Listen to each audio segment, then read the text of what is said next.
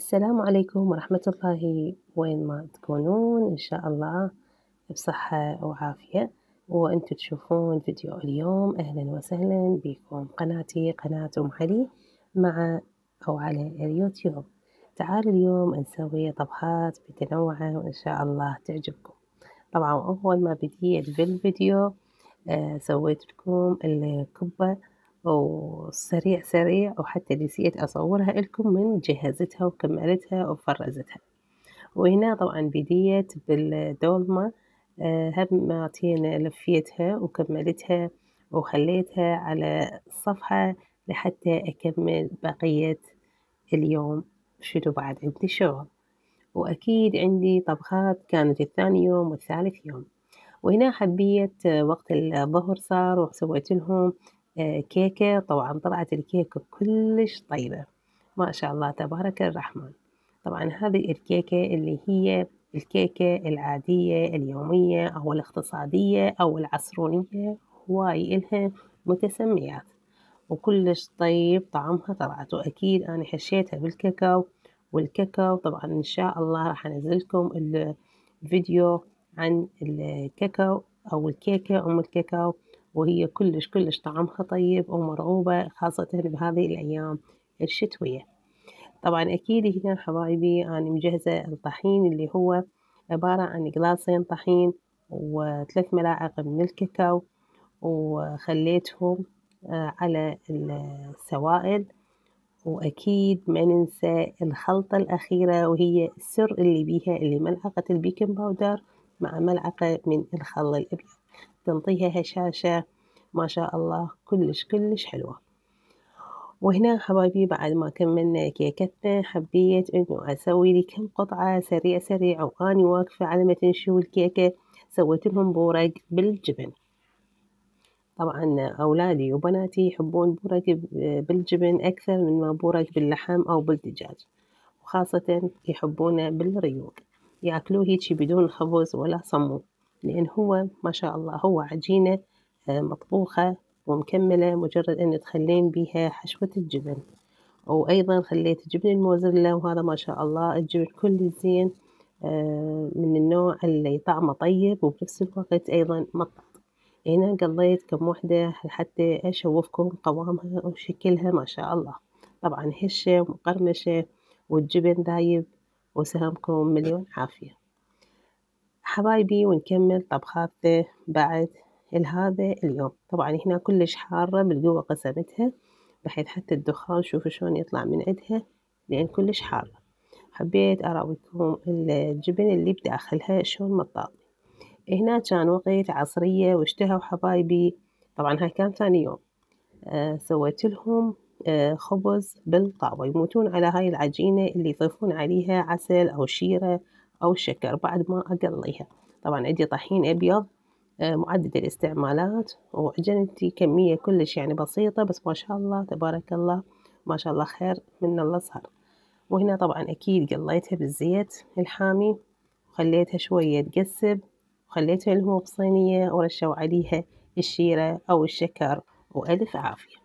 وهاي أكلاتنا القديمة اللي هي ما ننساها أبد من أيام يعني كلش يعني سنين فاتت هواي عليها، كان أمهاتنا دائما يسوون إياها وإحنا كلش نحبها، وهسه أولادنا وبناتنا تعودوا أيضا عليها ودائما يشتهوها ونسويها وقت عصرية.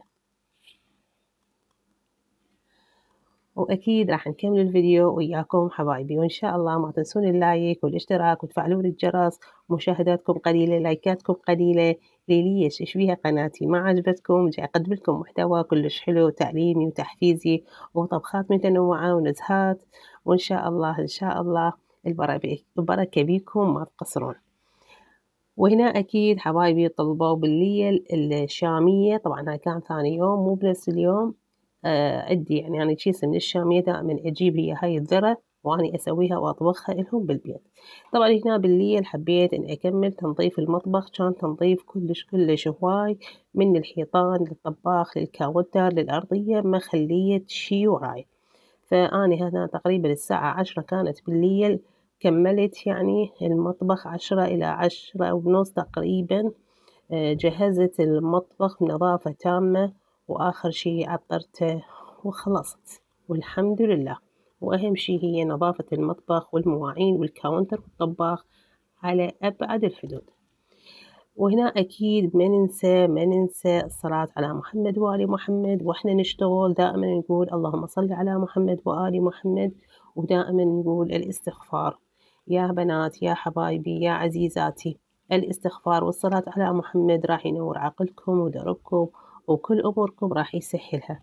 بس قولوا الصلاة على محمد بنية كذا بنية كذا، بنية العافية، بنية الدراسة، بنية النجاح، بنية الرزق، بنية تسهيل الأمور. والله العظيم كل زينة وأنا مجربتها.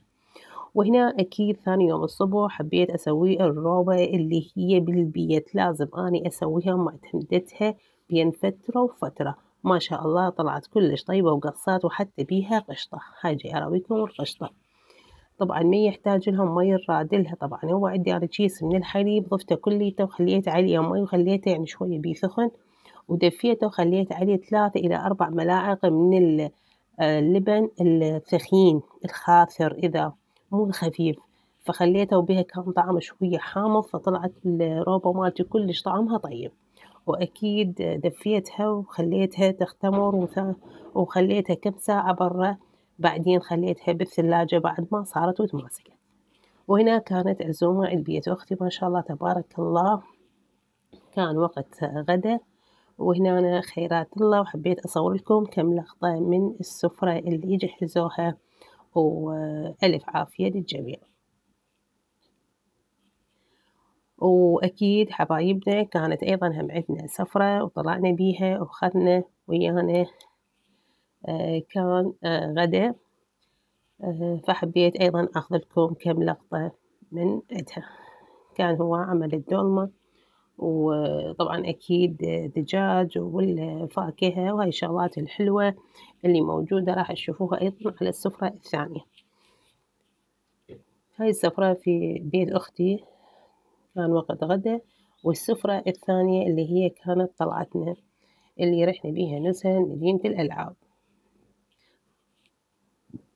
طبعا أكيد إحنا قعدنا بالحديقة وشوية تونسنا، والسالفة أبو اللي يقول شمينا هوا وغيرنا من روتينات البيت وهوستتها ودوختها اللي ما تخلص. وهي هاي حياتنا اليومي، هاي سفرتنا اللي هي بالسفرة اللي طلعنا بيها وشوية تونسنا، وما شاء الله تبارك الله. ربي يسعدكم جميعا. وهنا كان بقية أو يوم من أيام آخر الأسبوع، حبيت إنه آخذ الأولاد وآخذهم لمدينة الشراع الترفيهية. طبعا كلش حلوة هي هاي المدينة، من حدائق من ألعاب حلوة، يعني تكون ألعابهم حلوة وناسكة ومرتبة مو مؤذية بنفس الوقت، يعني الأطفال يرغبوا لها دائما.